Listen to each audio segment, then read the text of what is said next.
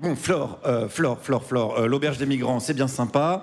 Désolé, mais c'est le moment où je rétablis un tant soit peu de nuances dans votre discours de jongleuse de Diabolo. J'ai rien contre, hein. J'ai un ami qui fait du théâtre de rue, pas de problème avec ça. Mais il y a un gros débat en ce moment qui agite beaucoup les rédactions sur l'aide médicale d'État. Donc l'aide médicale d'État, ouais, je vois bien que ça fait la gueule. Qu'est-ce que c'est? C'est que des fois, les clandestins, ils arrivent en France, et puis ils sont malades, et puis ils veulent pas mourir. Alors ils sont là, ils se bavent dessus, ils ont le front qui suinte, ils tiennent des propos incohérents. C'est comme Gérard Larcher, mais sans les papiers. Alors ils ont fait, nous on les soigne comme des cons, voilà. Et qui paye? C'est toujours les mêmes, c'est toujours nous.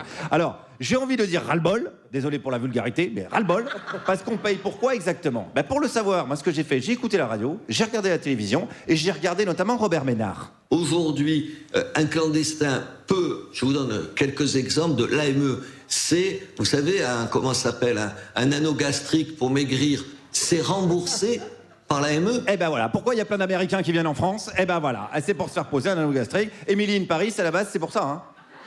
Émilie, une coloscopie, ça s'appelle, donc le vrai titre de la série. Et les réfugiés de Calais, ils sont tout maigres. Alors on se dit, ils ont pas à bouffer. Que nenni. Ils ont un anneau gastrique, les gars. Donc ça va bien 5 minutes. Il est là le scandale. Et il est révélé également par la députée LR Anne-Laure Blin sur France Info dans un débat avec David Guiraud. Elle parle des dépenses de... Les dépenses de stérilisation. Dites-moi. Alors, les stérilisation. dépenses de transsexualisme. Alors, madame. Vous considérez que ce sont des dépenses nécessaires? Vous ne connaissez pas. Alors, très bien, je vais vous répondre sur ça. Si vous dépanniez juste une chose après l'autre. Là, vous venez bien de dire à l'instant, je pense Anne-Laure Blin, sauf si j'ai mal compris, vous me le direz, mais que l'AME était notamment utilisée par des personnes étrangères pour des questions de transsexualisme, aussi des questions de changement. Des questions de stérilisation. Stérilisation, transsexualisme, voilà. Les exilés, ils viennent en France pour faire stériliser et transsexualiser. Vous rigolez, il y a quand même un problème, je suis désolé. Ils se font greffer des implants beaux qui islamisés. Et la dame qui le dit est députée. Alors tu vas faire quoi, Flore?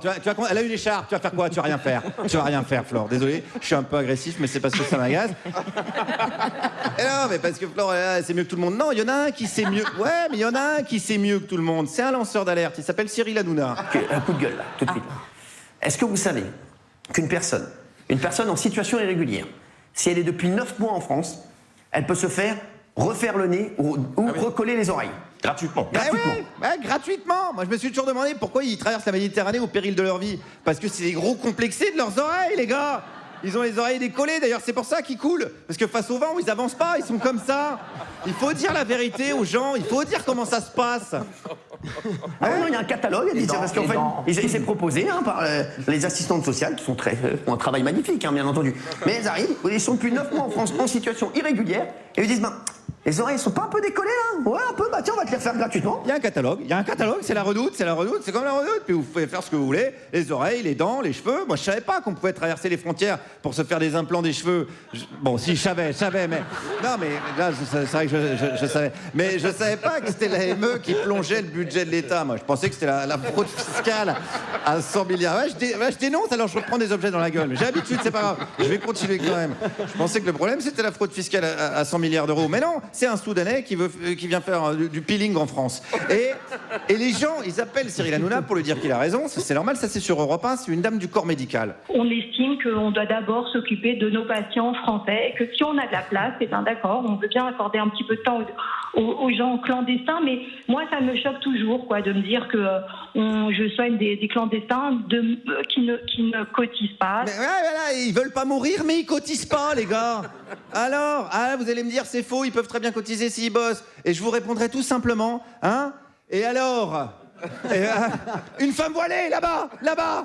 Voilà, très bien. Allez, on termine. Fini les conneries. Ce qui compte, c'est de faire des économies pour faire quoi? Alors ça, c'est Charlotte Dornelas sur CNews qui nous le dit. Il y a qu'1 milliard d'euros, on peut faire plein de choses, repeindre des commissariats et boucher les trous dans les palais de justice. Voilà les deux urgences. Repeindre les commissariats, voilà, ça c'est un vrai sujet. Je propose d'ailleurs de les repeindre en bleu marine, voilà, et boucher les trous dans les palais de justice qui accueillent en ce moment même les cadres du Rassemblement national dans le procès des emplois fictifs au Parlement européen. Alors nique le serment d'Hippocrate, vive le serment d'Hippocrate.